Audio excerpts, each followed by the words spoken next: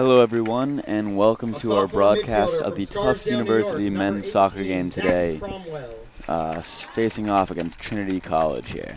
A sophomore defender from Arlington, Massachusetts. Doing the lineups right now. Tucker Hallowell. It's a beautiful day, beautiful conditions, light breeze. The Tufts men's team is 4-0 to start off the season, while Trinity is a sophomore defender from Concord, Massachusetts, number 2-2-1. Scott Brazina. 0-2-0 in NESCAC, while Tufts is 2-0-0 in NESCAC. Freshman midfielder from Santa Monica, California, And number 26, William Baker. I'm here alongside Cody. Cody's doing the play-by-play. I'm on color commentary today. Defender from Peabody, Massachusetts, And number 28, we have missed out a lot of the PA doing the starting lineup, so we'll have to bring that for the Tufts to University you. Jumbos. In goal, a junior from Weymouth, Massachusetts, number 30, Scott Greenwood. For the Jumbos, it'll pretty much be the normal lineup. A senior defender from Oldwick, New Jersey, number 5, Connor Cody, do you want to take us through that? A junior midfielder from Cranberry, New Jersey, number 6, Zach Halliday. A junior defender from Brooklyn, New York, number 11, Daniel Sullivan. Daniel Sullivan starting. A senior midfielder from Deerfield, Illinois, number 13, Jason Kane. Alongside Jason Kane. A senior midfielder from Bow, New Hampshire, number 14, Connor Brown. Number 14, Connor Brown.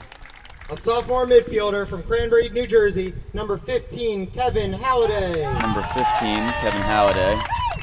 A senior defender from Niskayuna, New York, number 21, Manil Patel. Number 21, Manil Patel. A sophomore defender from Phoenix, Arizona, number 22, Connor Coleman. Number 22, Connor Coleman. A senior midfielder from Princeton, New Jersey, number 23, Rui Pinero. Number 23, Rui Pinero. And a junior forward from Williamstown, Massachusetts, number 24, Nathan Majumder. And number 24, Nathan Majumder. There will be no anthem for the second. So no surprises there, really. And on the field for the Bantams, forward Cody Savonin, and the midfield Tobias Gamond, Zach Cromwell, and the rest of the field we have Alex Bednarik, Mark Perot, David Grant, Tucker Hallowell, Sam Milbury, Matt Firestone, and in goal it's Dominic Quaid.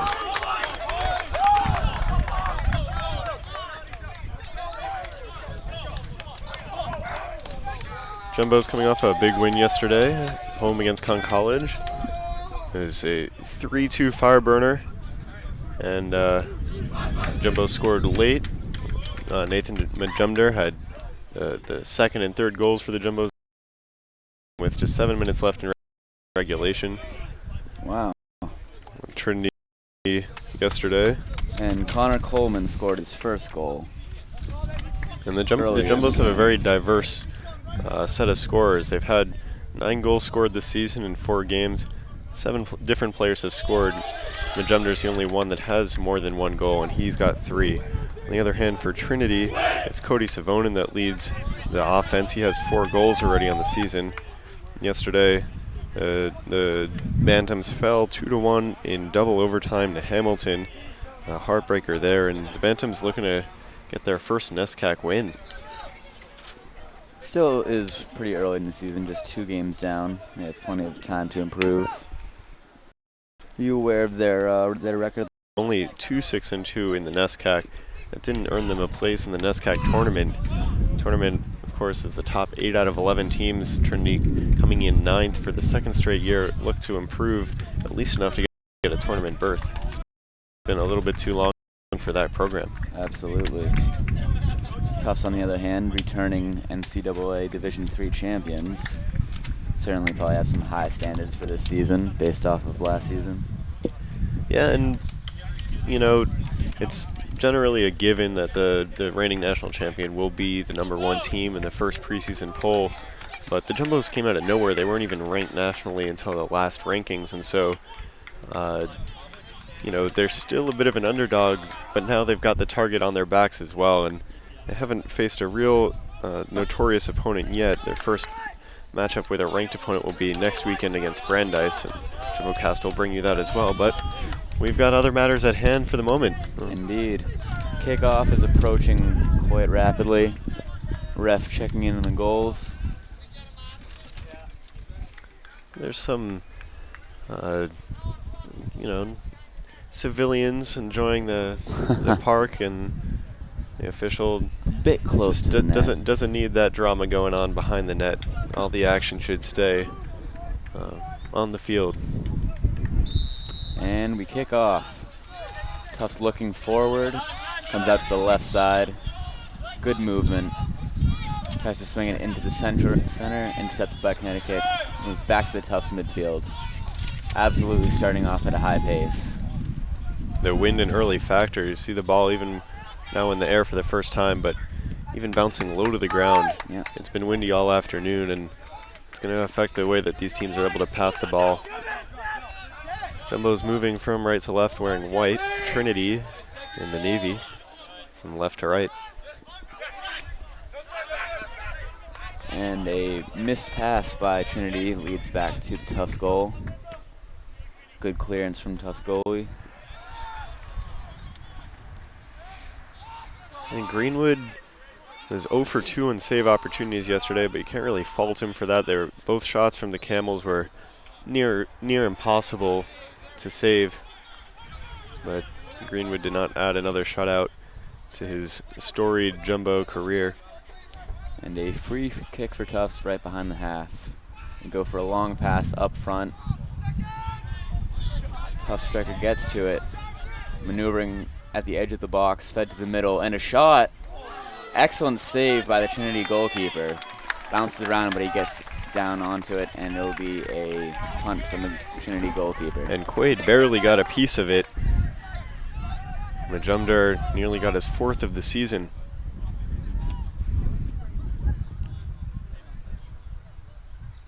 And the kick goes out to the left side. Tufts able to regain possession and a throw-in on the right-hand flank. Strong throw, gets to Majumdar.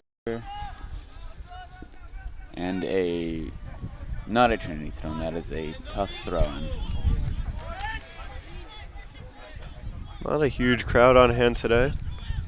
Perhaps a lot of the student fans that were out yesterday now realized how much homework they have to do, and I'm one of those. decided to watch this one from home. We welcome you to our broadcast.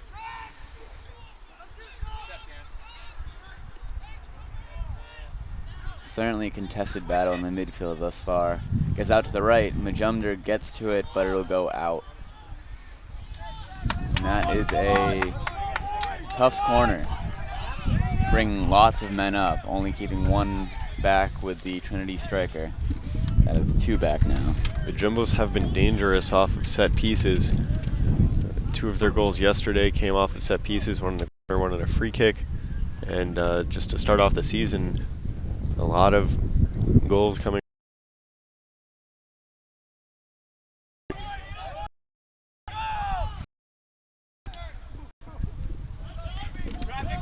Strong kick, it's far up the right side. Tufts defender Connor Shable able to hit it out. Now a Trinity throw-in. That is a wind-assisted kick. Absolutely, you can see it traveled further than most professional punts.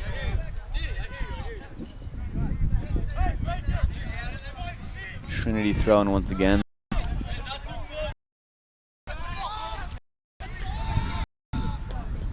Mark Perot Tries to get it into the middle, but Tufts intercepts it.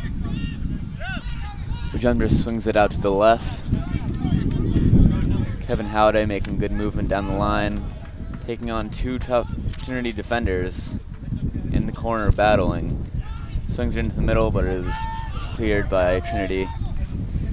That was a nice ball by Halliday. Halliday battling 2 defenders all the way. They just couldn't strip it from him. He got all the way into the corner before making a cross. Connor Coleman taking it up the left. Through ball goes a bit high. And Majumdar is looking to take the ball towards goal, taken by Trinity once again.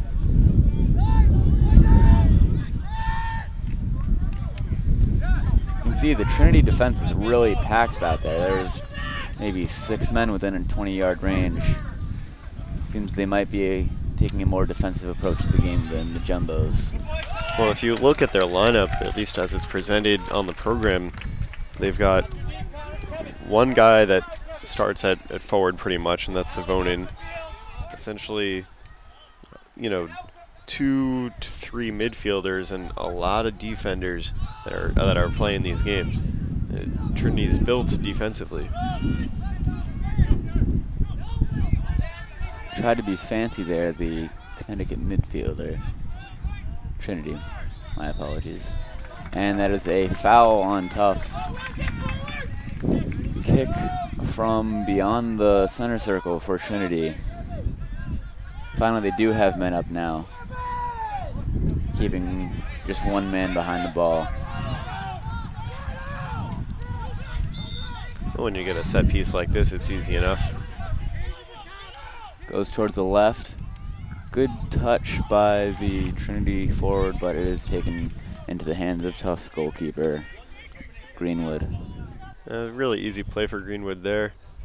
Bantams had 3 guys behind him in the box, but all really just not enough shallow. On that header. Yeah, exactly. Halliday heads it to Majumder, but taken once again, swings it out to the left. Dangerous ball into the middle. Greenwood able to capture the bouncing.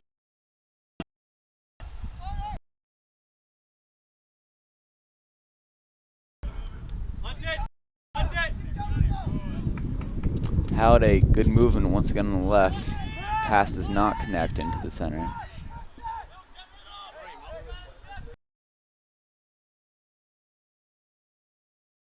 Good tight balls right there. Hard to keep precise with.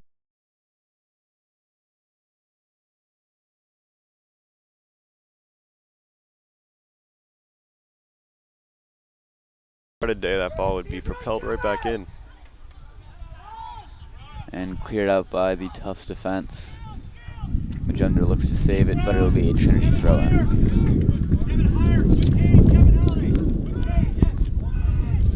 Most of the dangerous opportunities so far, not even 10 minutes in, but it's been the Bantams that have had the dangerous opportunities, with the exception of the one shot from Majumder that required a beautiful save. Ref indicates to play on after that toss-up. That's going to be a foul. Clearly outstretched leg.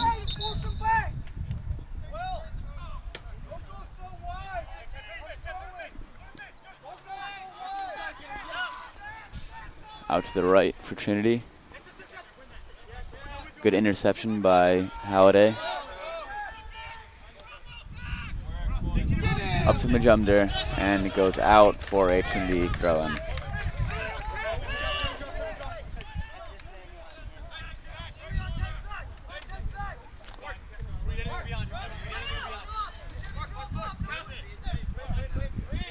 The throw-in goes straight to number 6, Halliday.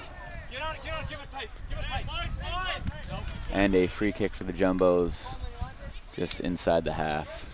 Yeah, Grant essentially set a pick on Halliday. You can't do that. Swung in by Patel. Good ball. Fantastic save by the Trinity goalkeeper, but Tufts regained possession.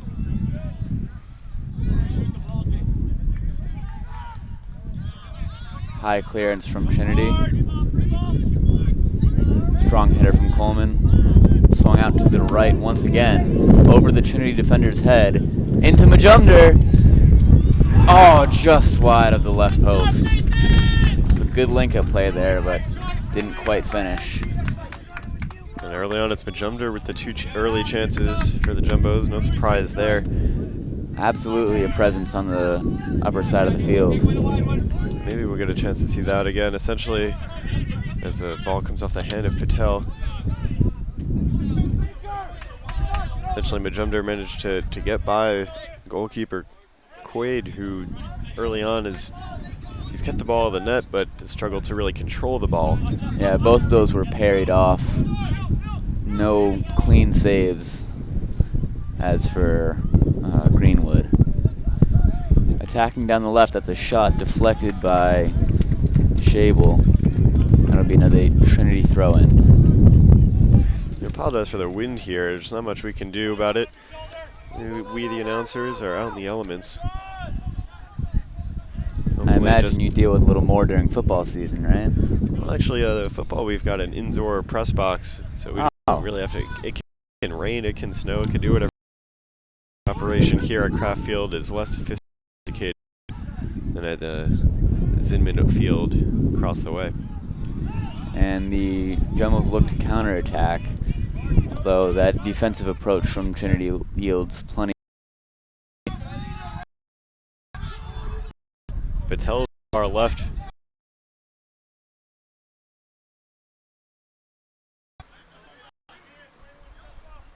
Strong ball over to Halliday. And swung out to the right with a header that will go to Trinity.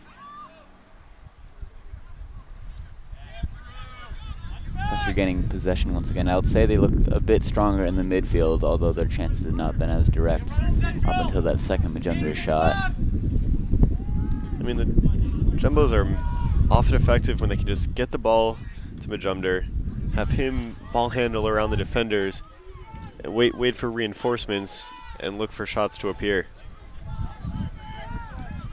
They excel at this sort of ball control, short passes style of play as well, but the best chances really come in the lightning strikes.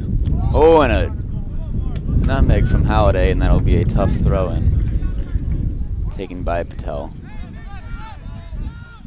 Here you can see the ball earlier from Majumdar. As he nearly gets it by Greenwood.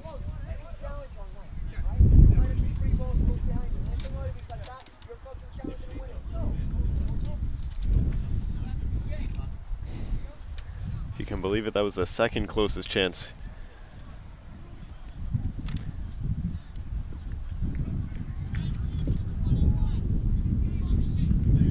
Delay of play right here as a Trinity player has his arm taped. Into the game for the Bantams, number 19, Not sure what for. Yeah, so there's going to be an injury substitution. I didn't see the injury, so I'm not exactly sure who got hurt or when, but Brian Kelly is into the game. And out of the game is Matt Firestone. And that clearance chopped by the Trinity player, but it'll be a Trinity free kick just outside the 18. Taken quickly to the right. Strong ball into the center up to Savonin, but Tufts intercepts. Attacking with some speed out to Halliday again on the left wing. Takes on his man once again. Swings it into the inside. That's a cross. And Majumdar gets to it. And that's a goal! Well done, well done. Rounded the goalkeeper after intercepting that pass. Well, the third time's the charm. The ball actually deflected off of a Bantam defender, threw off Quaid, and put Majumdar in the spot to put it by easily. Really not a whole lot the goalkeeper can do in that position, but very good positioning by Majumdar to score that. Let's take a look at how this got set up. So you see from the outside, gets crossed in. Majumdar's there, but it deflects off the Bantam defender. Quaid's out of position, and Majumdar puts it in easily. So 1-0 Jumbos. The score coming in the 13th minute, I believe. And it's Majumdar's 4th of the season, the 3rd of the weekend. Good weekend for him. Trinity free kick. Kind of a tug there by the Tufts midfield. Oh. Well, my notes went flying. My apologies if my analysis isn't quite as good for the remainder of the first half. The wind has taken the notes right out of my hands. I'm flying blind.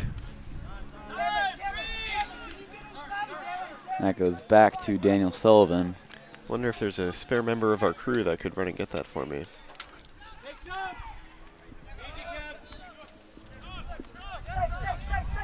I think Michael's in the van somewhere, right?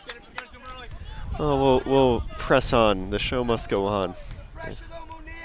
The lot of pressure on the left side. 3 Tufts players packed in there. They bring it in the middle. Strong footwork from Kane, and swung back to Coleman in defense. Looks for the through ball to Majumdar. His defender is tripped, but it bounces off a Trinity leg, and it's back to Quaid, my apologies. And we'd like to thank YJ, who brought you the earlier game, for retrieving my notes. That was quite the scare.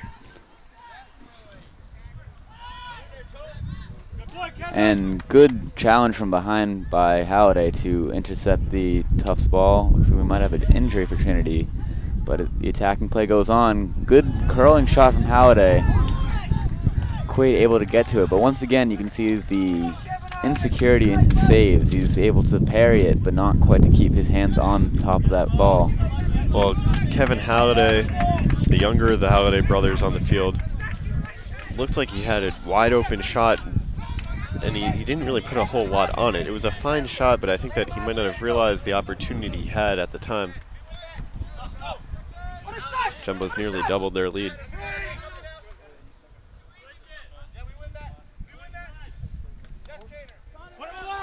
That'll be up to Tufts, taking it down the right side. Physical challenge there by the Trinity defender, but Jumbo stick with it, and a cross into the middle, but Majumdar unable to get anything solid on it, and out to the right by Quaid. It was the captain Connor Brown that brought it up and got the nice ball to Majumdar, but Majumdar was impeded well enough by the Bantams.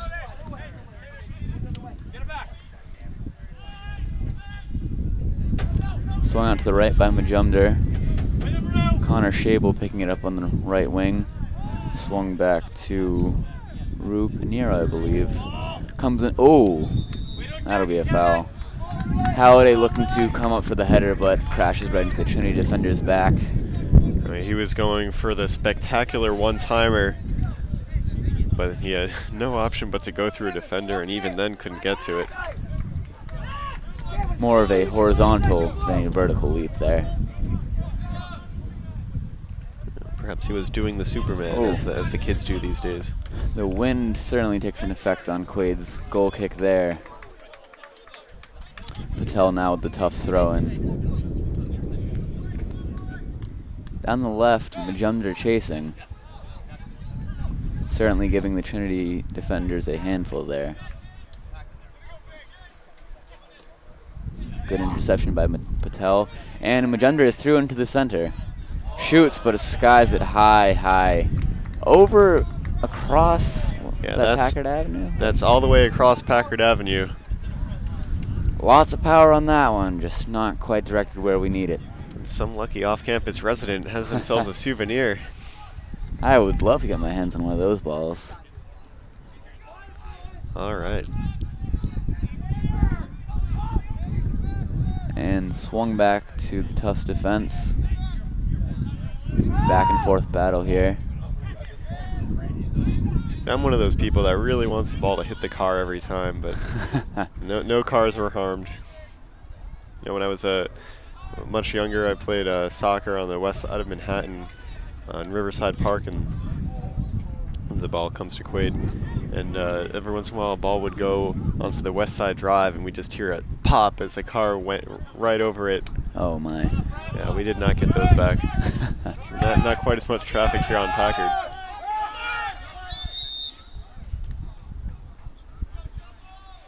Offside, the Bantams are.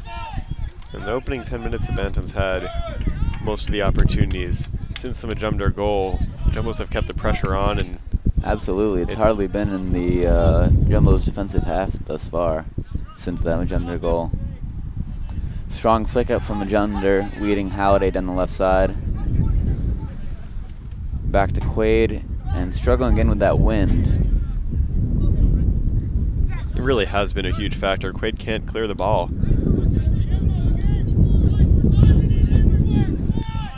Swung back to Coleman, seems reassured, and goes back to Greenwood.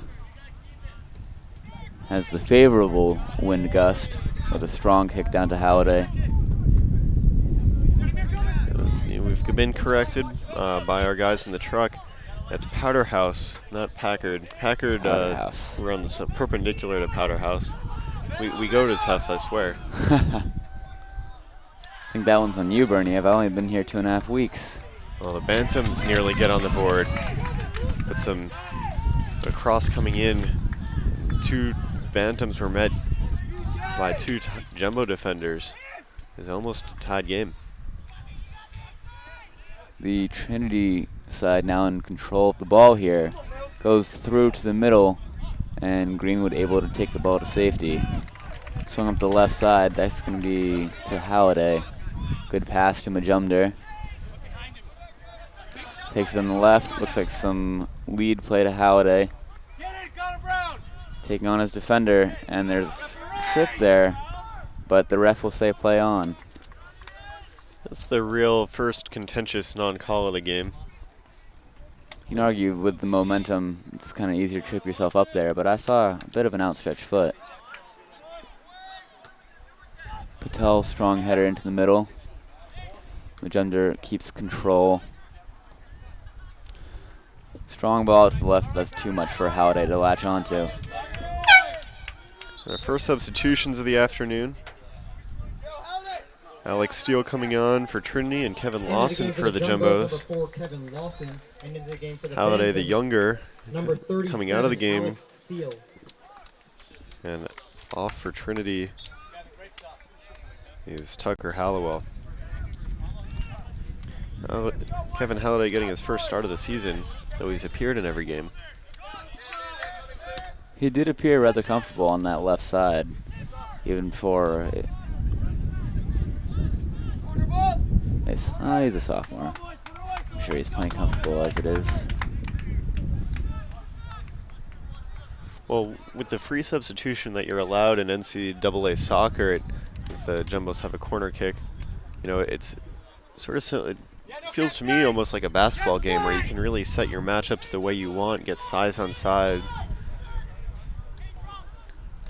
Quaid punches it away back to the corner. And More or less another corner kick there, but not enough height on that one. Trinity able to get to it. A lot of men concentrated in the box. Tufts regains possession, but flipped kick does not go where he wants it. Back to Greenwood.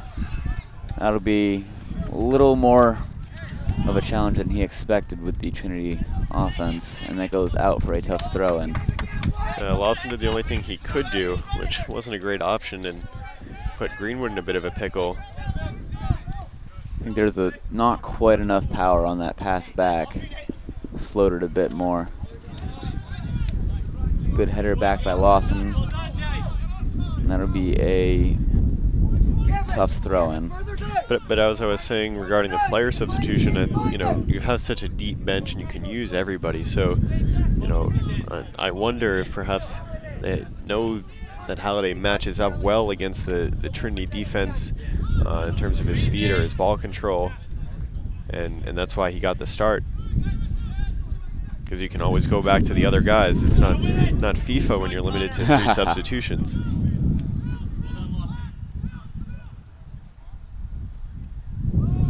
Lawson unable to take it past his man in the corner. Now Tobias Jamond playing it back to his defender.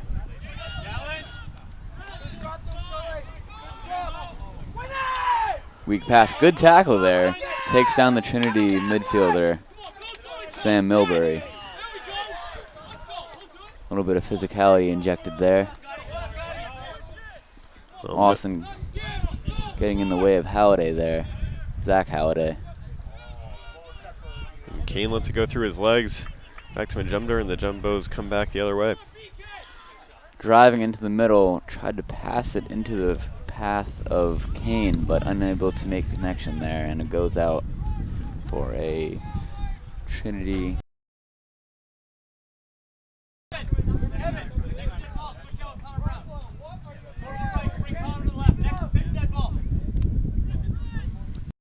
Already about 25 minutes played in the first half, but the action has been frantic. Doesn't have the goal scoring of the game yesterday, but it's at least as exciting. Absolutely. And goes back to Greenwood.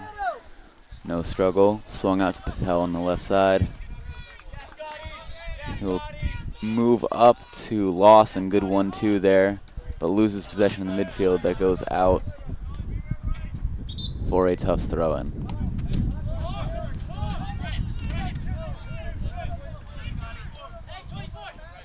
Patel to Majumdar, taking it to the middle. Some hands on the back there by Milbury. And Tufts attacking on the right side. The shot parried away. And Majumdar in for his second. Wow, somebody stop this guy. Fourth goal of the weekend. And again, it's Quaid who can't make the clean save. Comes back out to Majumdar off the shot that was originally by Kane, I believe. Or correct me if I'm wrong. I didn't see the number on that far side. We'll get a chance to see the replay. And the Jumbos are up 2-0. Here you see it.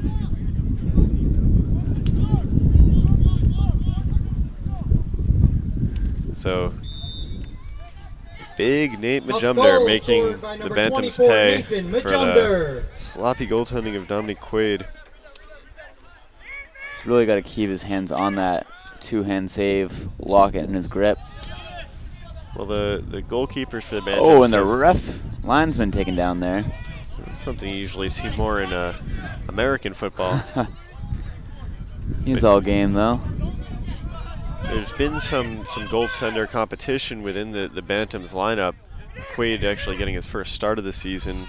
Zabala has 2-2-1 in his 5 starts, but Quaid has seen some time, and in that time he's had a goals allowed average of just a shade over 2 at 2.09, and he's already matched that in the first 21 minutes, or 26 minutes rather. You have to wonder if he doesn't correct that sloppiness in front of goal, it might inspire the Trinity coach to sub in that other goal that's been offering the competition. He can offer a more reassuring presence in the net. Swung out. Oh, actually, it's I've been misspeaking. Well, it's hard to. Yes, it is Quaid in goal, I believe. The way that the Trinity uniforms have the numbers in the upper left corner of the uniform, and I'm a little paranoid that I mistook the T for a 1. But no, it is Quaid in goal.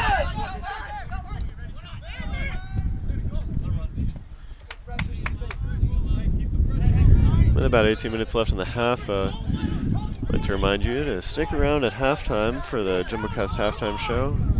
I'll be your host, and well, we had planned to show you around the inside of our soccer operation behind the scenes, and we had some internet troubles, so we might not be able to bring that to you, but we'll do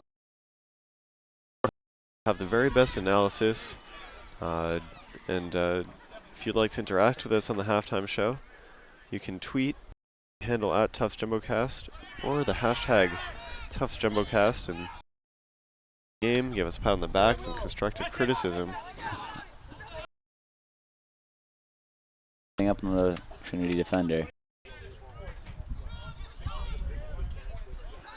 Connor Brown taking it central.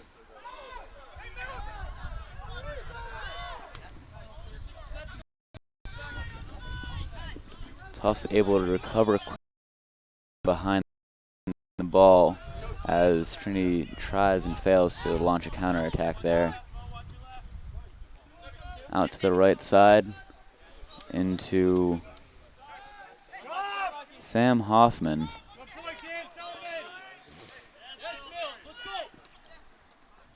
David Grant in a tussle on the ground. You can probably tell that for a merciful moment the wind has really died down.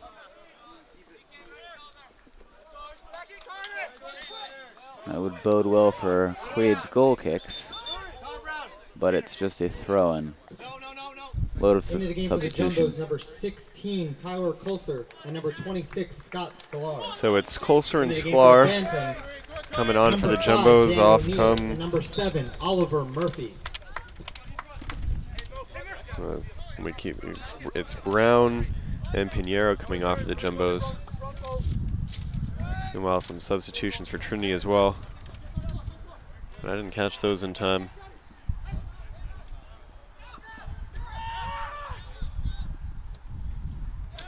Quaid knocks into the middle, goes straight to Tufts, however, yet Trinity regained possession. Long ball up the left.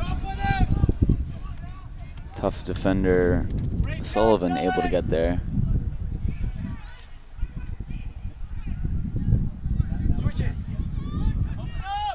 Lawson getting a touch in there on the right side of the field. Patel tries to take on Hoffman.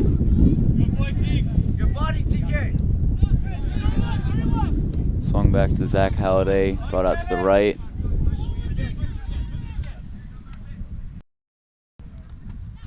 Lawson with the touch. And move down the right side. Getting a little space there. Trinity loses possession with a good challenge from Tyler Koksar. Now out to Patel on the left. And that'll be a Trinity throw-in.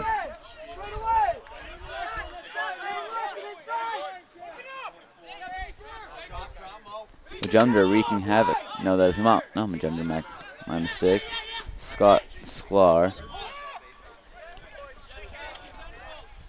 Good interception by Zach Halliday. Takes 2-on-1. Able to emerge with the ball once again.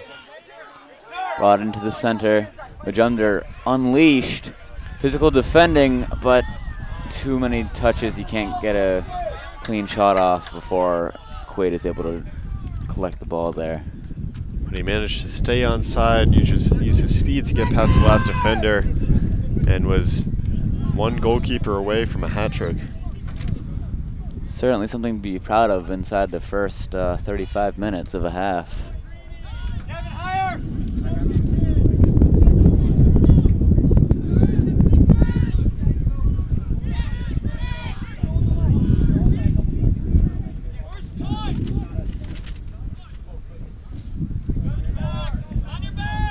You know, there's no reason for the Jumbos to let up, and they're certainly not. Swung into the middle. Back to the Tufts defense.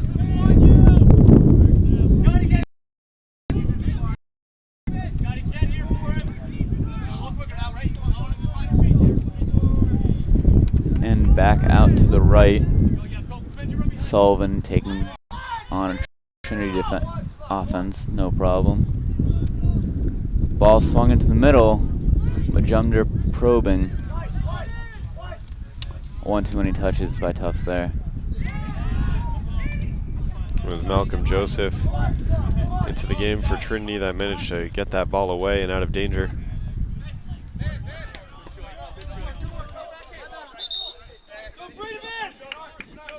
A lot of substitutions now. Now into the game for the On for the Jumbos. Dexter Eichhorst, who's played in every game. Into the game for the Bantams, Friedman as well. 13, William Baker at number 25, Andrew Davis. For the Bantams, it's going to be William Baker and Andrew Davis coming in.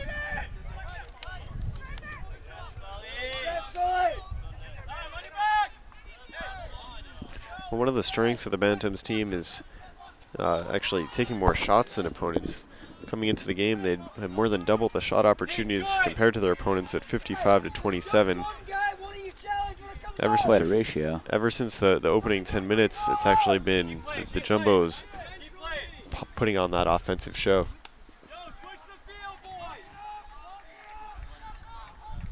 I think for Trinity it's only been the 2 shots. Is that correct, Bernie?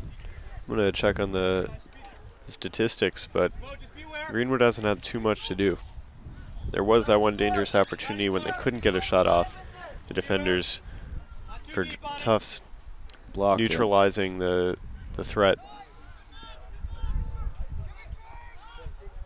Once again, the ball is in the Trinity half. And that poor touch by Trinity defender. Tufts looking to take advantage. looking for the shot, but Trinity regains possession. Well, just a lot of sloppy play from the Bantams, and they played 20 extra minutes of soccer yesterday, or not quite 20, but 2 overtime periods before the golden goal that doomed them. Might be a little more tired than their Tufts counterparts, but in the defensive end, miscues making life tough. And into the 18, dribbling close, parried away by Quaid. Good save there for a Tufts corner. One matchup I am seeing here is Patel coming up against number 34, Sam Hoffman, on the right side of the field. He certainly has a physical advantage there and has won nearly every challenge between the two of them.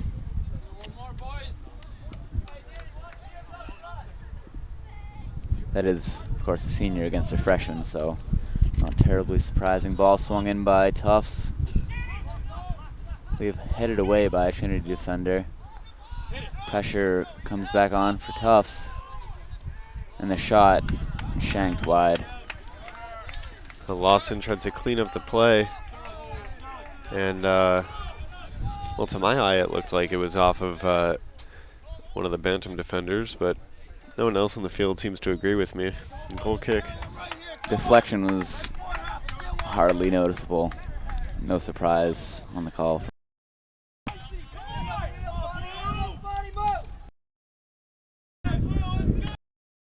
So under 10 minutes remaining in the first half. Bantam's counterattack already fizzling. They hardly got into the Tufts half. Quaid taking his time back there. Stronger kick. Once again goes to Tufts.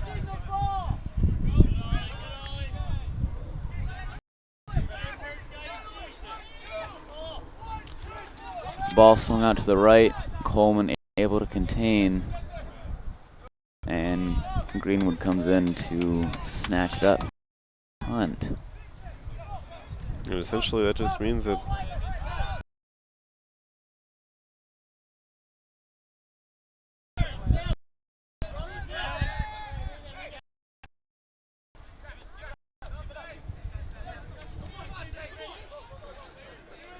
hands there. Patel using his strength.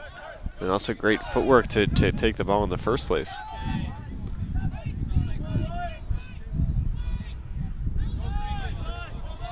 Comes off a Trinity head for a tough throw and deep in the Connecticut Trinity half. Down to the game for the Jumbos. Subs now, or just the one.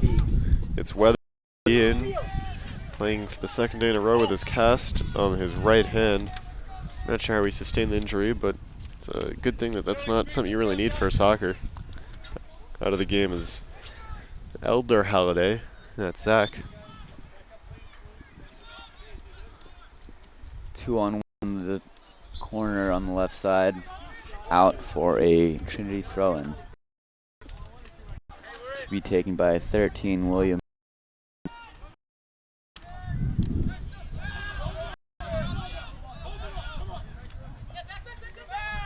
Malcolm Joseph.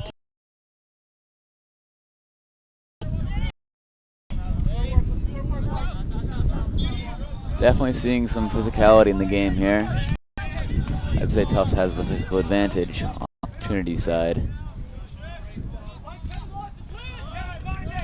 And they're really able to exert their will.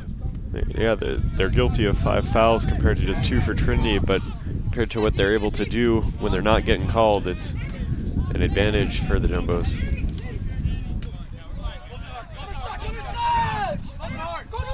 That hesitation certainly hurting Trinity.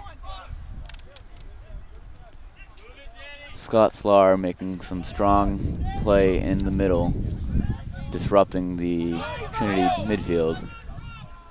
Swung into the middle, 4-on-2, and the Trinity reinforcements really streaming back to try and help out their defense.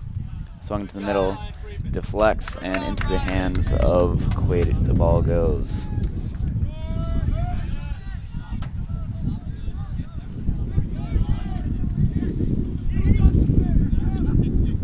Looking for the long ball, a quick looking, shot from Andrew Bruno challenges Greenwood, but he gets a hand to it and is able to collect it further deep in the box. That's a strong play from Greenwood. Yeah, easily the biggest threat that the Bantams have been able to put. Only the second shot on goal. Just the speed from Bruno there, proving to be a threat to the Tufts defense. Able And to here you beat can his take man. a look as he gets through, and Greenwood running away from it over the shoulder. He just gets a piece of it to slow it down, and otherwise that's the deficit's cut in half. Free kick from Trinity, brought into just along the 18. Strong challenges there. Ball does not connect. Tufts able to latch on in the midfield, but it'll go back to Quaid for a punt. Stay, Scotty, stay, Scotty. There goes the fullback. There you go! There you go! Scott Slar intercepting again. Swung out to the left to Ryan Friedman, who crosses into the middle, flashes across the goal. Tufts regains possession on the right side. Swung into the middle. Oh, good look from Friedman, and another good save by Quaid.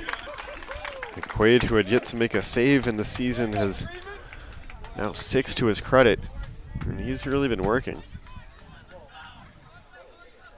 I'd say he's definitely improved since that Majumdar goal. He's been getting those parries more out and away from his goal. And that's for sure. But in your ideal situation, they don't exist at all. You can eat them up. You can get them straight to your guys. Make that the end of the Tufts attack. Cleared by Trinity, but not too far. And that's the other thing. I mean, they're really getting killed by the wind. Oh, strong appeal for a penalty, but that will be a Trinity free kick. Curious decision there by the ref. The Tufts bench is incredulous. You can see this is what they were looking at.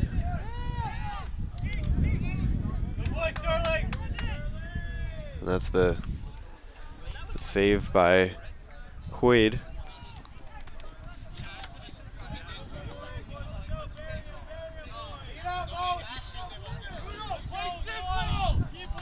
Trinity throw-in on the left side.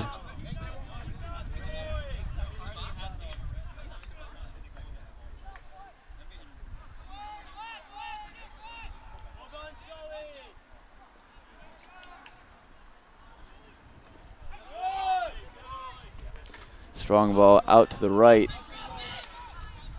Hoffman in another challenge with Patel. We're into the 43rd minute of the Good first work half from Hoffman, but Tufts defender gets the head to it before Trinity.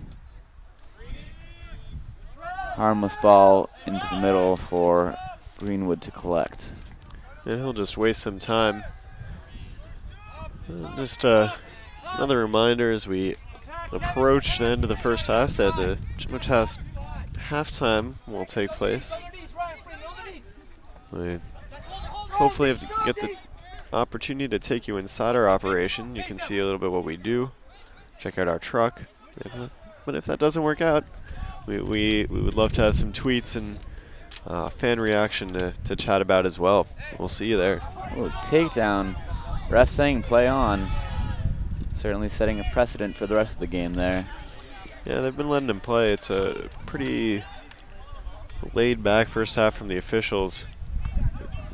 2 or 3 glaring non-calls. Could have gone either way.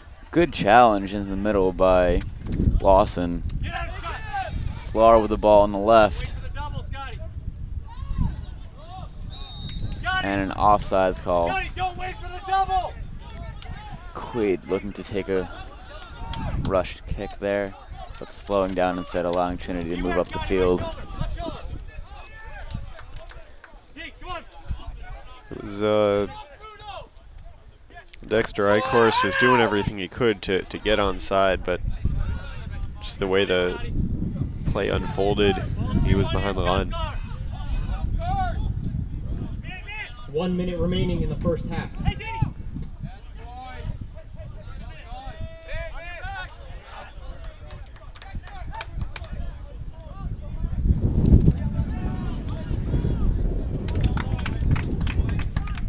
Huge gust of wind coming now in the last 40 seconds of play.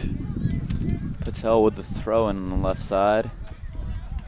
3 jumbos in there vying for possession. Now 30 seconds left in the half. Down to the corner, looks like they might be trying to waste some time. Go into the half with a 2-goal advantage. And the jumbos just want to get this corner kick off. Or it's a throw-in, rather. 10, 9.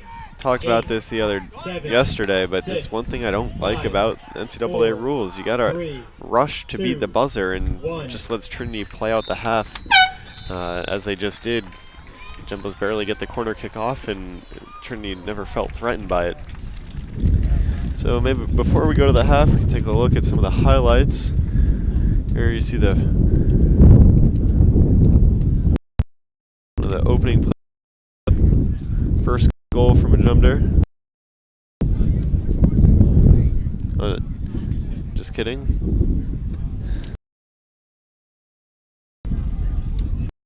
Not long after, the jumper cleans up the rebound to make it 2. But since then, Quaid's really cleaned up his act, and maybe you get the opportunity to see some of those.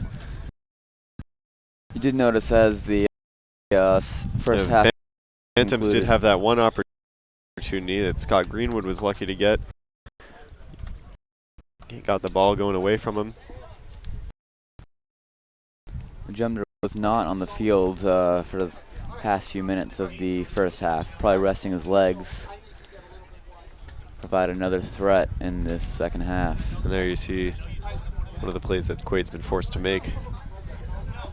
Very good save there. So that's the story of the first half. We're going to regroup. We're going to have our halftime show, and we'll come back to you in just a minute with that. And we'll all be back for the second half in about 14 minutes.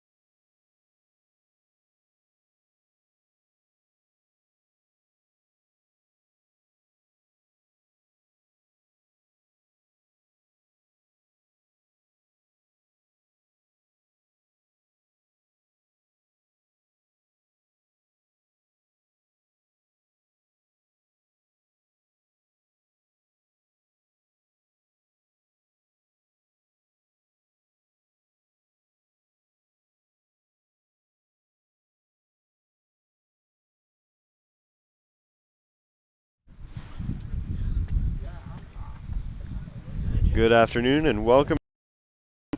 That's something I'm going to do solo. First, want to share with you a couple tweets. Frog. You know, I noticed that during the half that the goalie kit for Greenwood is green, and when the team has him play the ball, they shout green, green. So I think that the color coding might help them figure out exactly who the goalie is.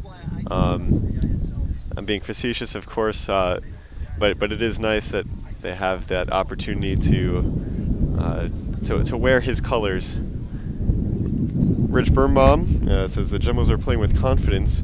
Was wondering if I think that Trinity has a comeback in them. And I will say that Jumbo's defense has shown some holes. I think it's very possible that Trinity will get on the board. I don't see them coming all the way back to tie or win. We'll talk about that a little bit more on the broadcast once I'm back with Cody, and we can have a real conversation about it.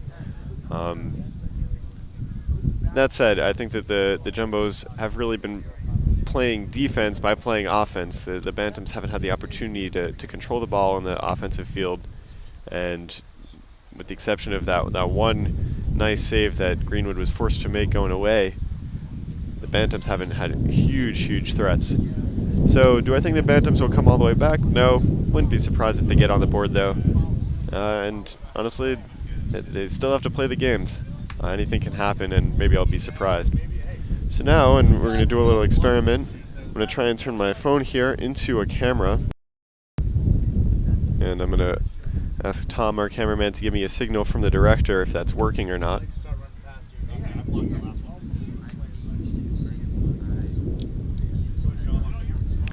Oh, I'm going to have to feed my IP address to the booth, so bear with this. It should already be correct, but 192.168.180, if the guys in the booth need that.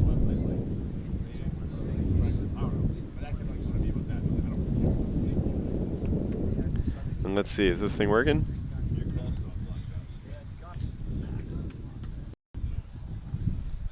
This is a live broadcast at the moment.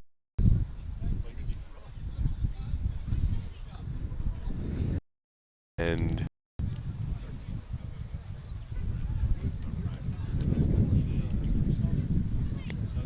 this is probably not too exciting for the viewers at home. I'm getting a count, but I'm not really sure what the countdown's to.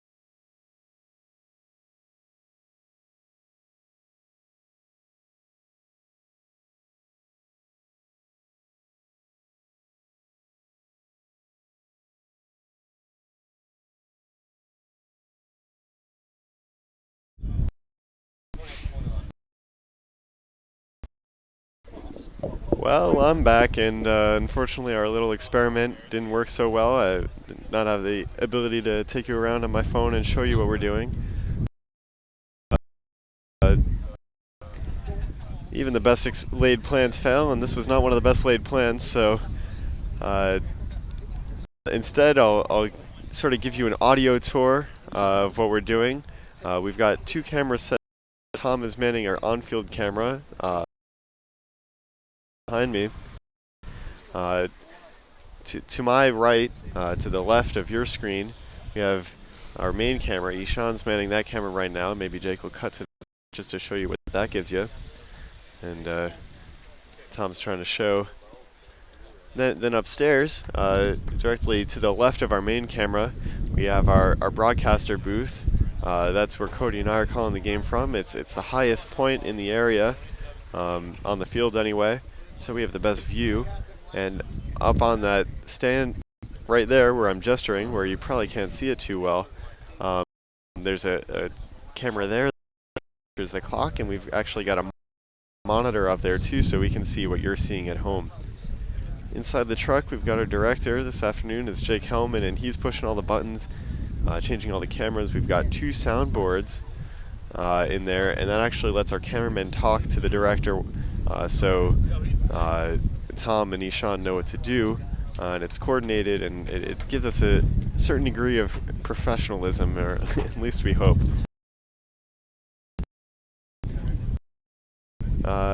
That'll about do it for the halftime show. Once again, my apologies that we couldn't bring you the picture, but I hope that you enjoyed the behind-the-scenes listen nonetheless. The second half is nearly ready to get set, so I'm going to head back upstairs, and Cody and I will bring you the second half.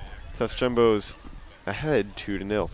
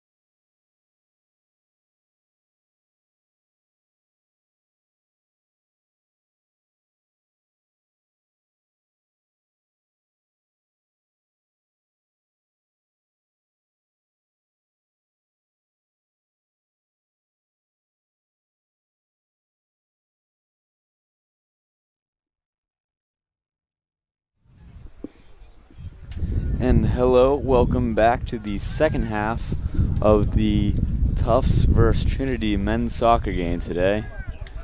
Tufts are currently up 2-0 at the break with 2 goals courtesy of Nathan Majumdar.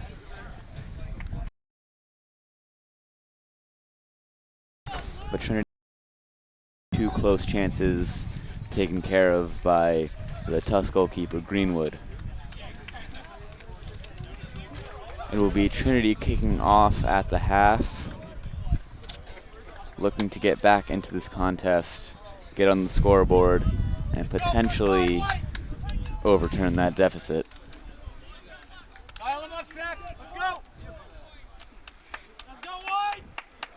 Well, we got a tweet from a viewer that I addressed at the halftime show, but I want to hear your thoughts. Does Trinity have a comeback in them? I would have to strongly agree with your sentiment. I think they could get onto the scoreboard, but I don't think they can control this game enough to score 3 goals and potentially win.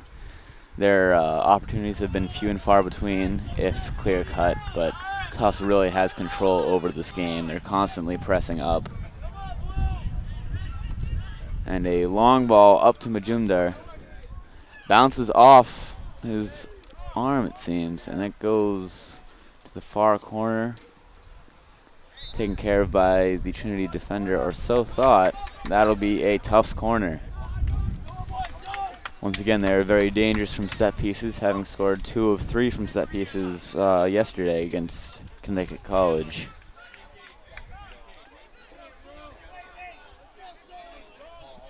Very compact in the box, and they might have a play in mind.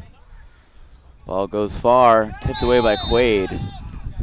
And there's some contact there.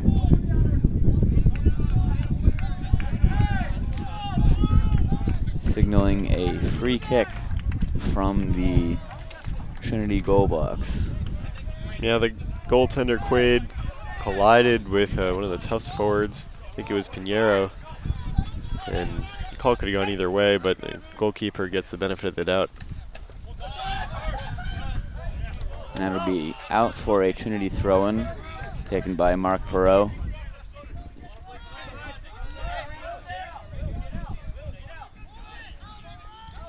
Strong throw up. Gonna go into the middle for Halliday. Deflection results in Trinity possession. Taken back by Tufts, however. Tackle in from the back there. Can't be kicking at the heels. That'll be a free kick for Tufts. And Pinheiro's down, and he fell awkwardly as he twisted his back. I hope it's not anything too major, and he's up under his own power. He'll try and walk it off.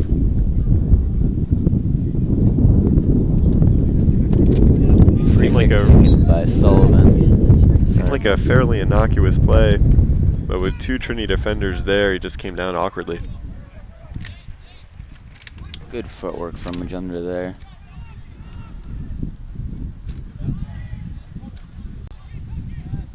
Trinity defense putting on a good display there. Out for a Tufts throw-in. Halliday unleashing a shot. Not able to test Quaid, however. The dive is not needed as the ball shoots across to the right side. Not a bad attempt.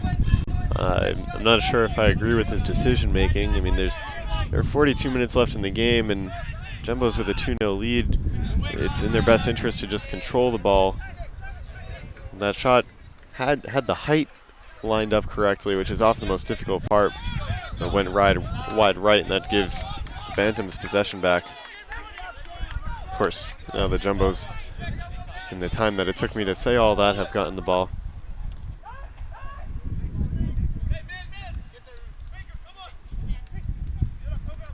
Three on one in the Trinity midfield, swung into the middle.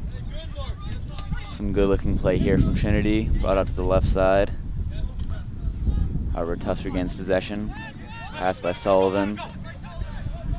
There's a bit of an issue there. Sullivan taking the one man, another Trinity man dropping in further. And all game, that's one of the first breaks that the Bantams have gotten. I mean, every 50-50 ball until that point had gone the Jumbo's way. And it'll be Shable take, no. Looks like Greenwood will come up for the kick just outside the 18-yard box.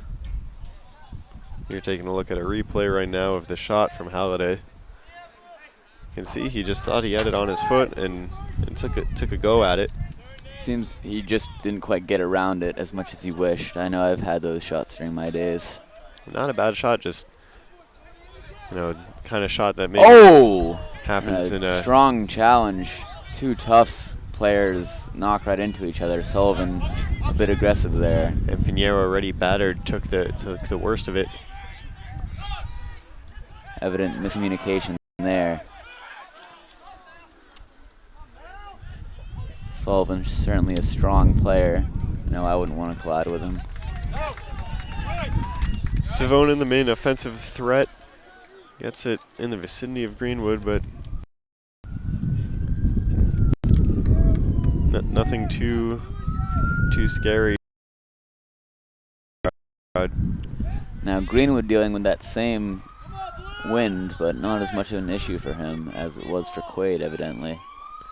Well, yeah, to keep things fair, the teams obviously changed sides at the half, but the Jumbos may come out ahead because the wind has been not, as you can hear it now, but the wind has been not as ferocious as it was.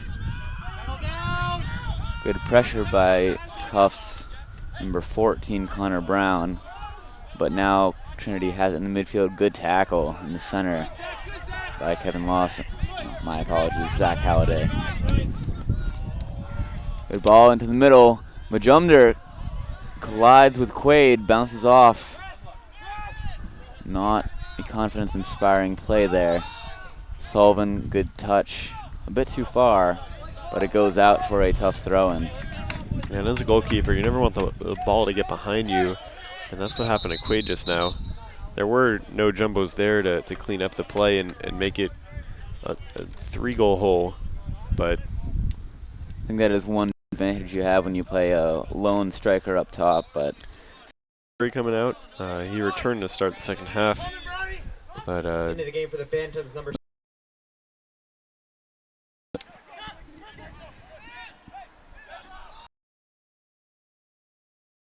a little bit. It's only 6.5 minutes into the half, so a possible injury there. Trinity kick from their own half. Goes out to the left, met by Joseph. Intercepted by Trinity. Into the middle, but kicked out by Sullivan for a Trinity throw-in.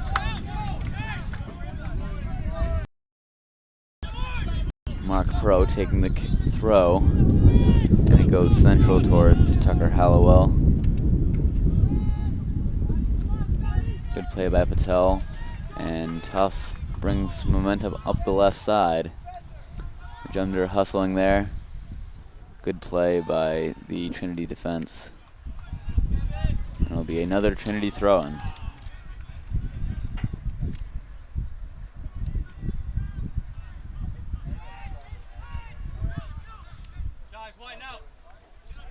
High ball up to Savonin, and a 50-50 between Sullivan and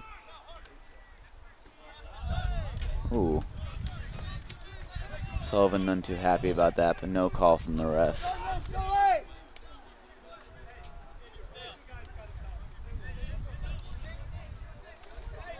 He's one of the captains, Perot, competing with Sullivan for that ball.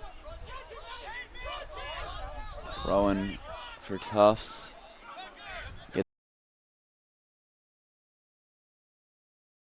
At Greenwood, no trouble there. Strong throw up to the left side.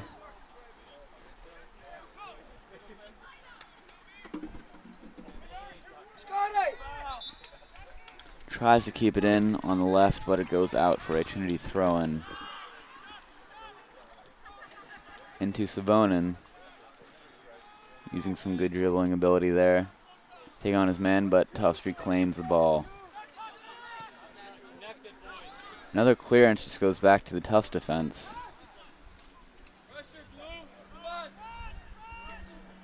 Patel, good ball up for Majumder. And Quaid unable to deal with that. Couldn't get his foot around it and kicks it straight out. Good opportunity for Tufts here. A lot of men up. He just wanted to slow the Tufts momentum and let his guys get back. Majumder couldn't outrace his man. The Majumder pressure there, however, definitely forced Quaid to run horizontally rather than just kicking the ball up, as would have been more advantageous to his team, in my opinion.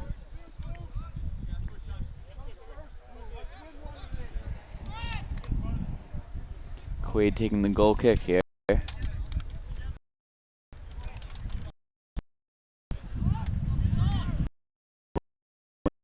Going to hamper his ability, gets to Tufts regardless. Junder, good pass out to the left. Physical battle in the midfield there. High ball goes straight to the Tufts defender. Will be swung out to the left. Halliday, good move there, but that is signaled out by the linesman. Trinity throw-in. Savonin taking charge here. But good challenge from Patel. Savonin back at it, crosses into the middle, cleared by the Tufts defender. Hey, pick up on your way out! Shoot the back! Ball into the middle. Good header. Some good pressure there from Trinity.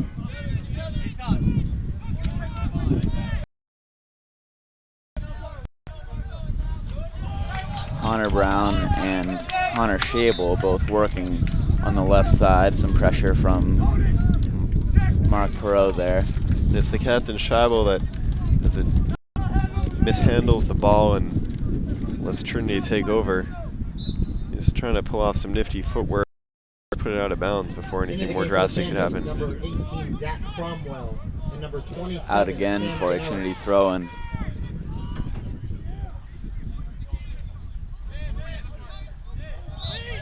And a foul there on Jason Kane. That'll be a tough kick.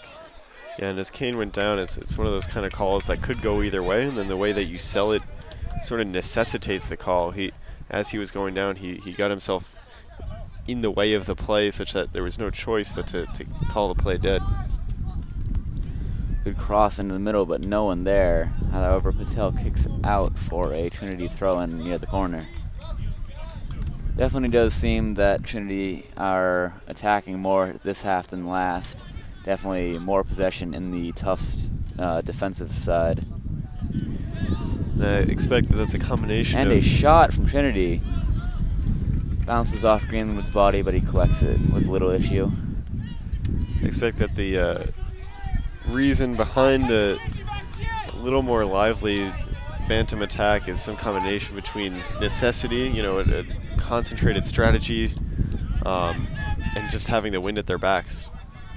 Sullivan struggling there, 2 missed kicks, but does not result in a problem for Tufts. Good link-up play there on the left side. Ball through to the middle, but goes straight to Quaid. Not central enough for Majumdar to capitalize.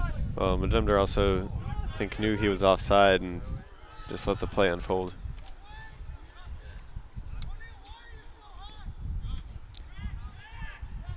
Taking advantage of space.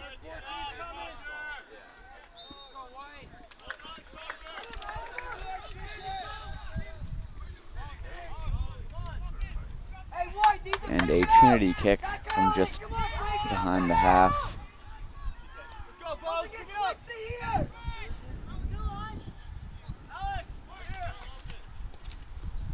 Taken out to the right side.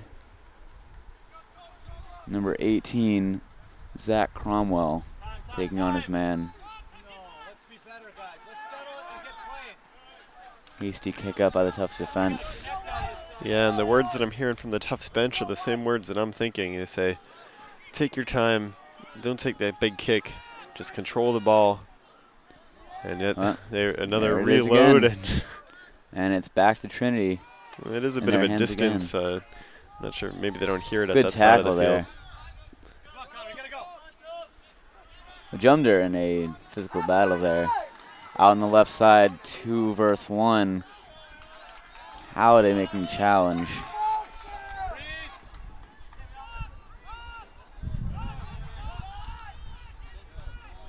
Still some hurried play back there, but a good pass from Majumdar. Bounces off the ref.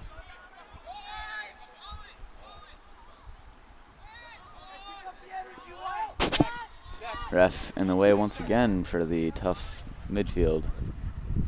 Sullivan able to get on that ball.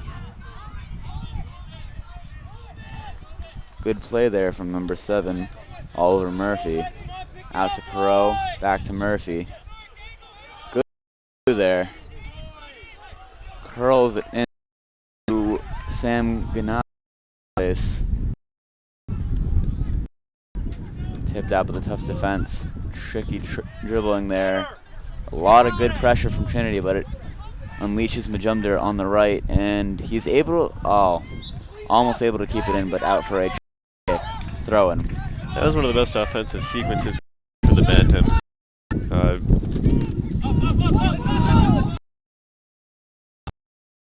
Murphy and Joseph linking up with Sam Gonzalez. For the Jumbos, number 2, Christian Zazali, and number 9, sophomore Christian Zazali is replacing Monil Patel, who's, barring overtime, played the last minutes that he's played in this game. He's been very strong playing his position in defense. Out rather than up.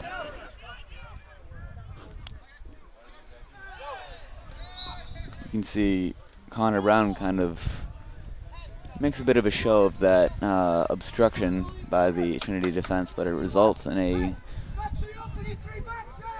good positioned free kick for Tufts, taken by Rui Pinero. Evidently in a formation once again. They seem to have a well-designed attack plan here. Jumbos have scored in these situations in the past.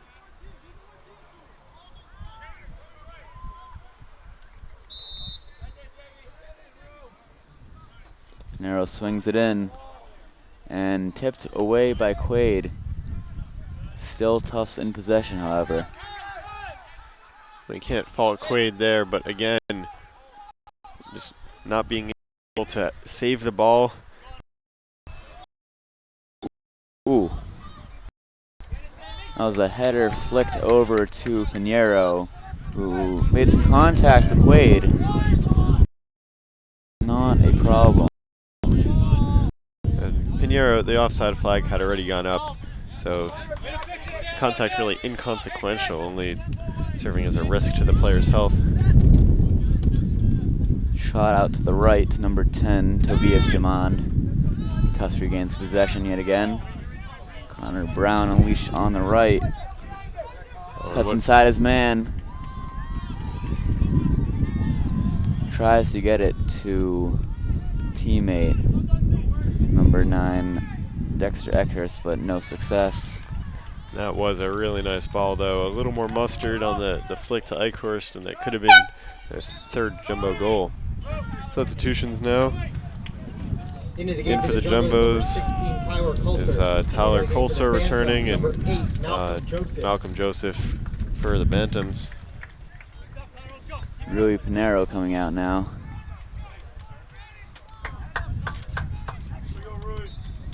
In Savonin, the main offensive threat for Trinity, also leaving the game.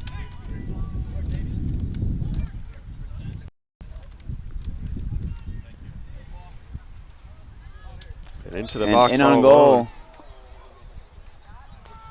And a Trinity free kick. Not quite sure what happened there. Was offside. Was it offside? The flag went up. I'm not sure. It's hard to tell from this angle, let's just put it that way.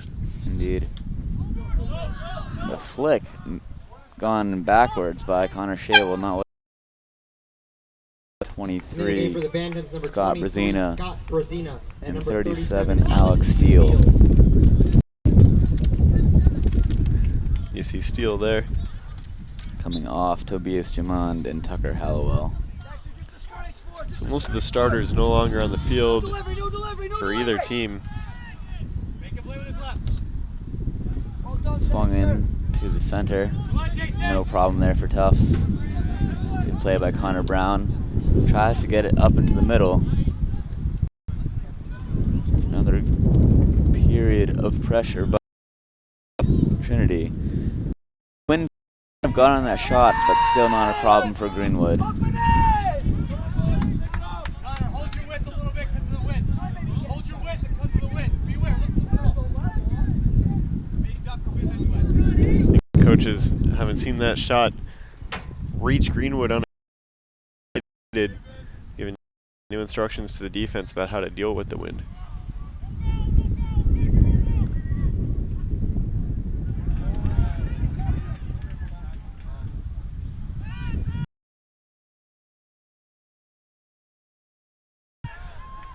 And we understand that our streaming this afternoon isn't as clear or maybe as high quality as it often is, just in terms of the internet.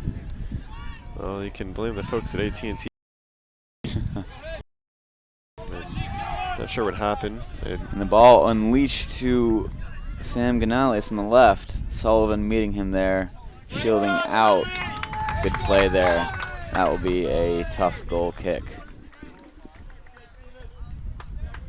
Sullivan managed to escort that one out of bounds.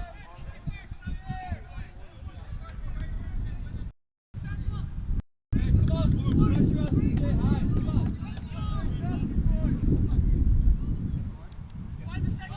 can see some of the fans that are come out to support. Connor Brown loses the header to Mark Perot. Now Connor Shable taking the throw in for Tufts. A couple new players into the game as Kevin Lawson and Connor Brown is back into the game. For the Jumbos, number 14, Connor Brown.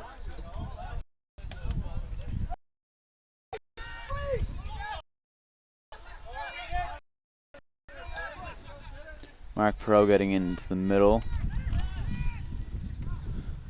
Tufts interception there. Good pressure coming to Greenwood. Good clearance. And Greenwood on the fly.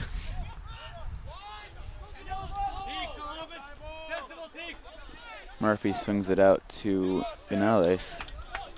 It goes out for a tough throw-in.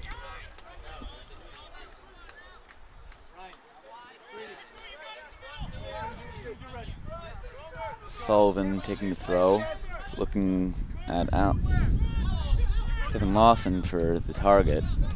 Connects into number 9, Dexter Eckhurst. But they get it back into the Tufts defensive half. Trinity applying good pressure. Ganales on the left once again. 2-on-1, takes on his man. Gets the cross, but taken good care of by Connor Shable.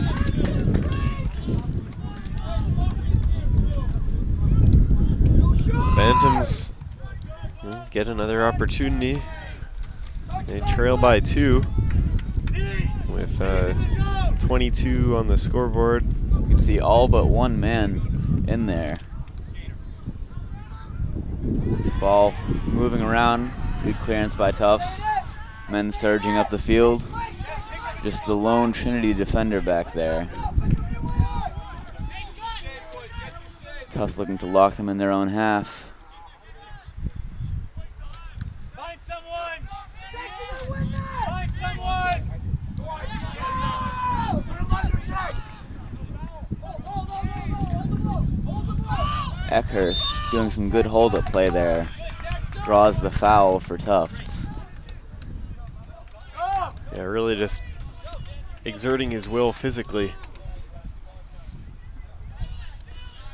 Looks as though Shable will take the kick. With Lawson in close proximity.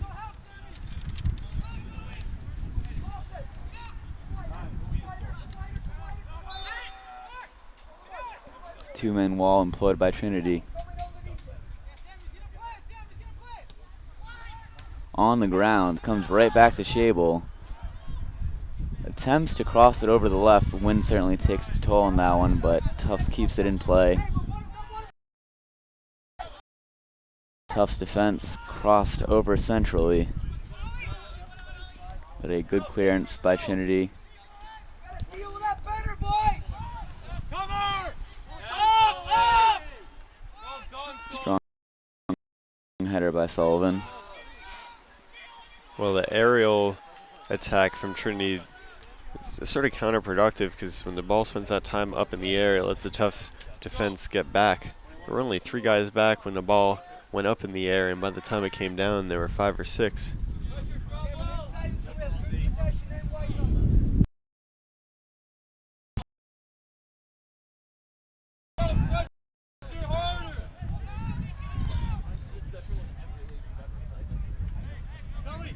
Keep talking to them about when it's on to switch. We've lost that ball. We need to find it if we can. All right? Drop those midfielders. Good information.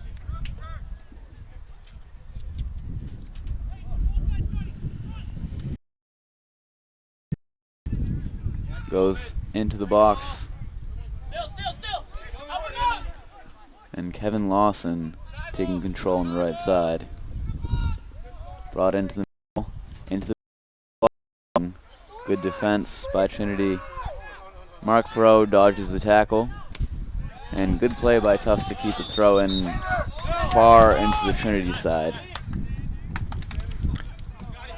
And some wholesale changes for the Jumbos. Back into the game is Patel. In addition, Malcolm Steele enters the game for the first time, I believe. And Ryan Friedman as well.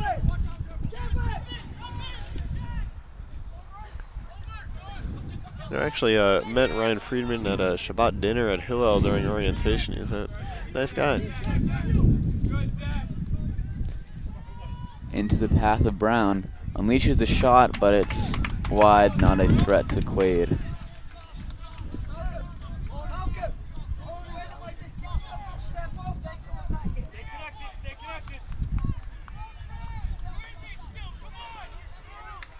Friedman from San Diego. And at that meal, we're actually coincidentally sitting next to a grad student from San Diego, and they might have gone to the same high school. There's some crazy Jewish geography thing going on there. Loads of pressure by Trinity, certainly attempting to get back into this game.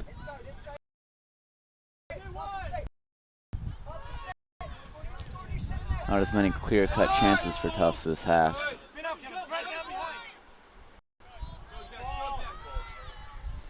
Although Eckhurst gains possession, Brown trying to thread through the defense.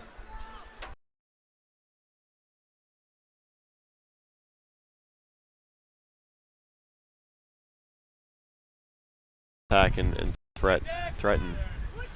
If that the Bantams will struggle to get on the board.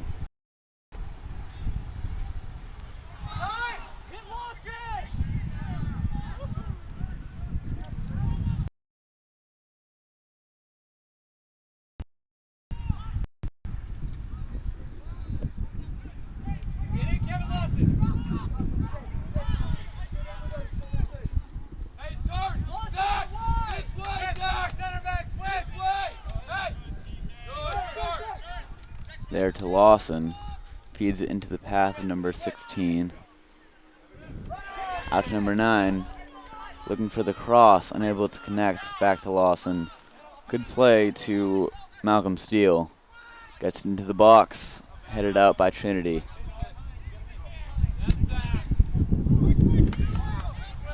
The Jumbos managed to maintain possession and keep the ball on the Bantam side of the field. Patel far up there as a defender, as he has been most of the game. But apart from Patel, you have 4 defenders staying completely out of the play, ready to defend against a counterattack. And I think that's why I'm impressed that the Jumbos have maintained it, is they're more or less playing 10 on 6 and holding on to the ball. Some substitutions now. Stephen McMillan comes in, replacing number 14, that's Connor Brown. And there is one change for Trinity as well that eluded my eye. I think that was coming to the gimme. Good interception there by Tyler Kulsar.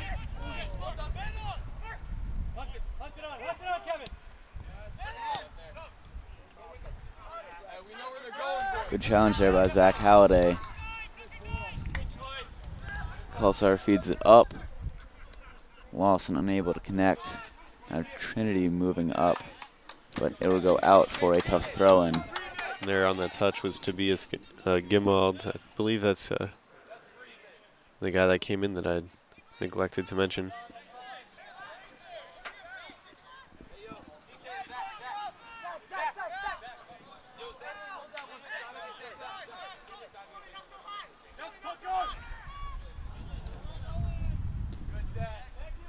Eckhurst in there again, unable to spring free of the Trinity defense. And a full 6 Jumbo's players were out of the play. There were the 3 defensive guys back and 3 midfielders as well.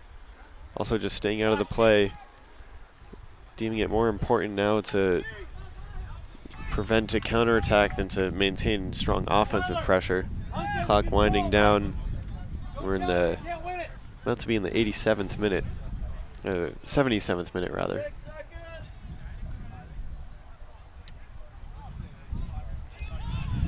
No goals yet in the half. Jumbo scored twice in the first on strikes from Nathan Majumder. Majumder's 3rd and 4th of the weekend, 5th on the season.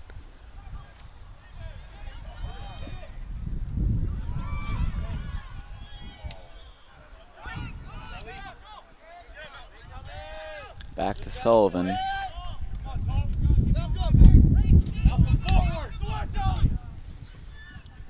Sullivan, no problem once again, trying to get to Halliday. Intercepted by Trinity.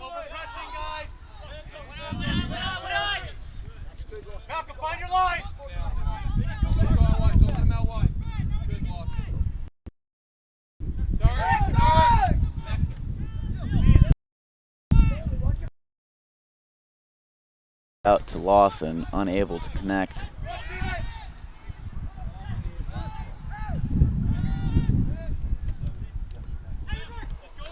The Jumbos don't play again for another week, so they can really leave it. Yesterday, with the game coming up today, they may have been, trying to get more bench players involved and give people some rest so that they could play in this game. No need for any of that kind of shenanigans today.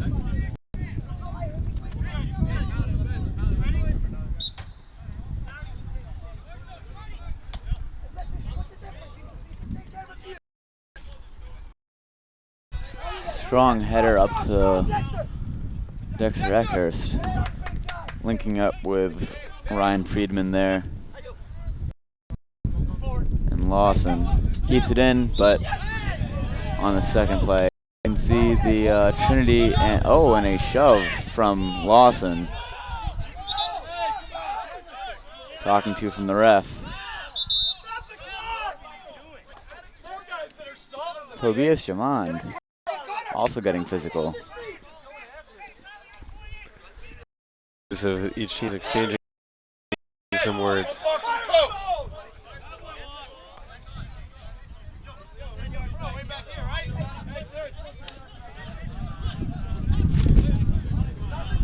Refs certainly have a word with the coach. Tension's running a little higher. Later stage. This is, headed to be a pretty frustrating start for the Bantams, who are on pace to go down 0-3 in conference play.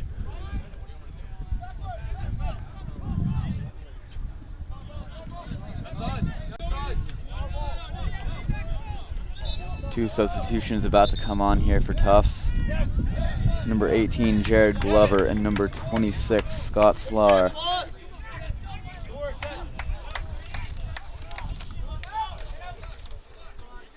Coming off is Lawson and Eckhurst. And Glover has actually received a yellow card already this season, so in a game that's starting to get chippy, it's an interesting choice.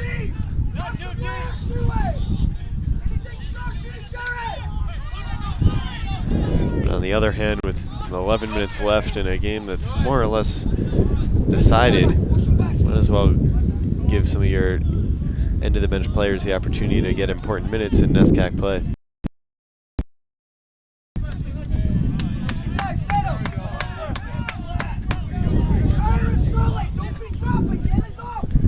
And here you get a look at the shoving. Some of the heated exchanges by the coaches.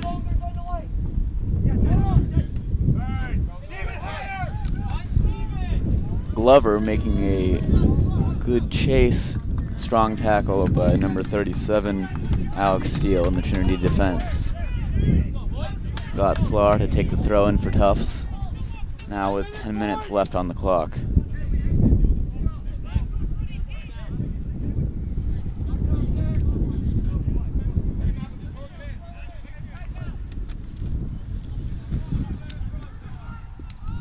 Ball goes out for a Trinity throw.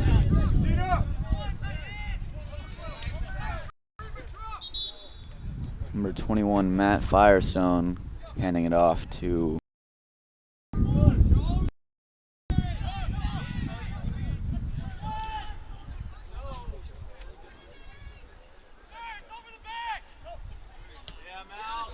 strong kick up by the Tufts defense.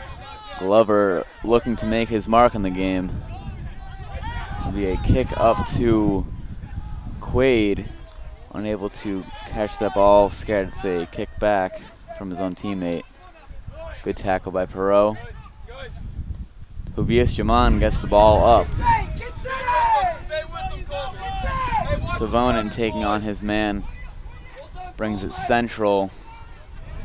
Trinity unleashes a shot, wide left, no threat there.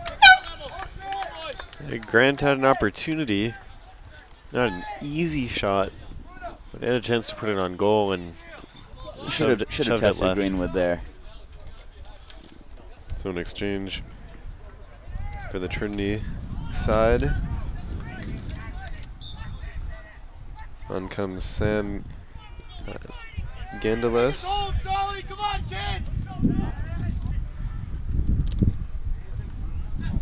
Greenwood, strong kick up to Scott Slar, but it'll go out, facing the similar problems that Quaid did in the first half with some strong wind there.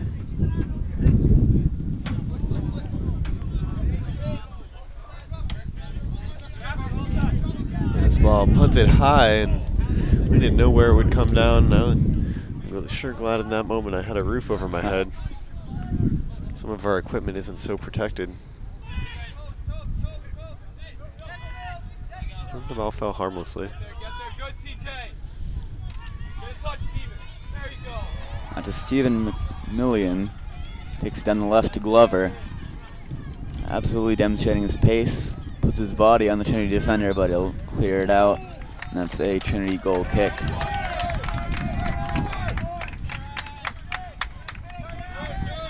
The Jumbos are solidly in time kill mode at this point. Even the ball's presence in the Trinity zone is a good thing for the Jumbos.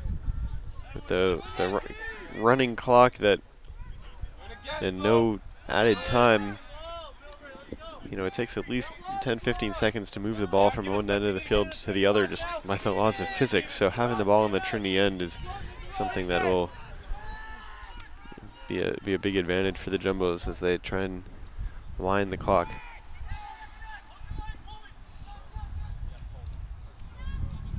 Coleman coming in with a strong challenge there. Malcolm Steele holds it well for a Tufts throw-in. Evidently taking their time. Sullivan jogging quite casually to the touchline.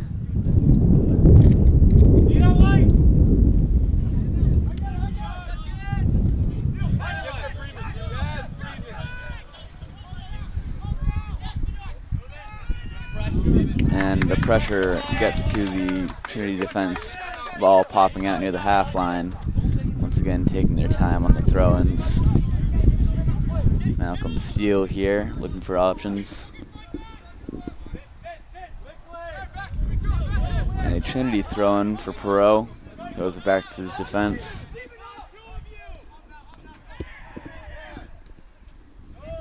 Strong pressure here. Sullivan kicking it out. That was close. Yeah, that was headed right for me. There's some middle bars that keep us from falling in the press box. Without them, I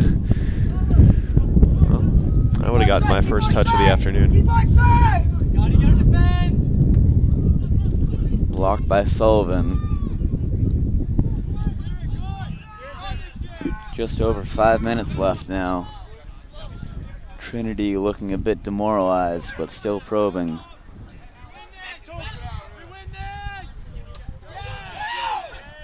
Ball goes up to Glover. Good pass with the shoulder there. And it's easier at this point for the Jumbos to have the energy. It's a downhill road for them. Halliday draws a foul there.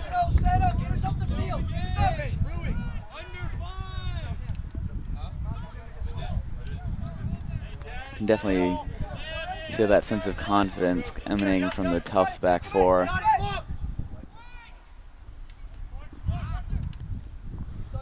Strong kick up to Savonin.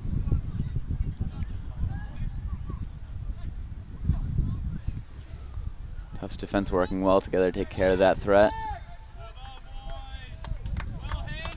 And that's a free kick for Tufts. Greenwood looking to take it. Pinero's all set on the sideline to come back in in the late stages of some of these matches, it's not uncommon to see a substitution used as a stalling tactic. I mean, players can take ages to get off the field when their team's ahead.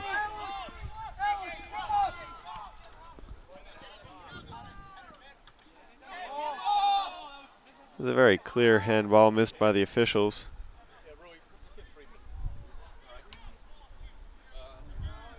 Wouldn't say it's the first of those in today's game. There have been numerous handballs unheeded by the ref. Glover with some space in the middle, certainly eating up time here. For the Tufts attack.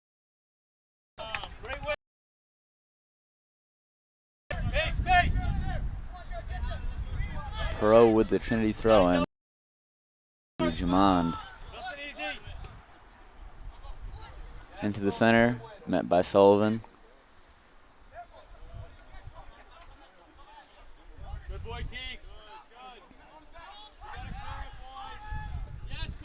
Another clearance spot.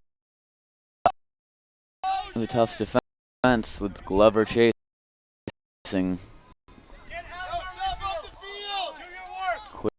Quaid collects. And the punt goes to the right side. Tipped out by Tufts yet again. Now only 2 minutes and 20 seconds on the clock. The Bantams are in dire straits. It's getting to the point where the clock is not just an enemy, but it can become real difficult to score twice. Glover trying to round his defender, almost gets in there. Some contact with the goalie, Quaid. McMillian unleashes a cross, glanced over. I don't know if he's looking for the pass to Glover there, but that does not test Quaid whatsoever. Long, sharp passes. Cody Savonin fends off the tackle there. Yet again, Tufts takes care of the Bantams. There's too many pesky defenders, and Savonin more or less by himself. Really unable to split any defenders today, besides those two early opportunities. Glover taking his time. Tyler Kulsar fending off multiple before losing it to the Bantams. And and a shove there by Alex Bednarek, evidently not happy with the time-wasting attempts from Scott Slar. But to no avail. Tufts regains. McMillian passes out to Salsar. That's Friedman. My apologies. Well, that's my acquaintance from Shabbos. McMillian unleashes a tame shot collected by Quaid with ease. That won't do much more than pad stats. And at this point, Next to impossible for Trinity to get anywhere back. Just 30 seconds on the clock now. Friedman to Slar, going up the right flank. And a Tufts free kick. yeah, Slar was grabbed on his progress up the field. They originally played advantage, and as the Trinity closer to it, 16 seconds. Slar collects in the corner. Great place to waste time 10, 9, as the 8, countdown begins. 7, 6, 5, 4, 3. Jamon releases the ball. And To Colby, Connecticut College, and then Bates, and another non-conference state at Wheaton before they finally get another home game on October 10th. Hopefully for their fans they'll have a couple victories to bring home by the time they're done with this road trip. Let's take a look at, you can see some of the highlights from the game. You can see the early goal by Majumdar, that's the first one. Put the Jumbos on top 1-0. Here you can see the second one Majumdar collected off the rebound. That made it 2-0, and that stood up.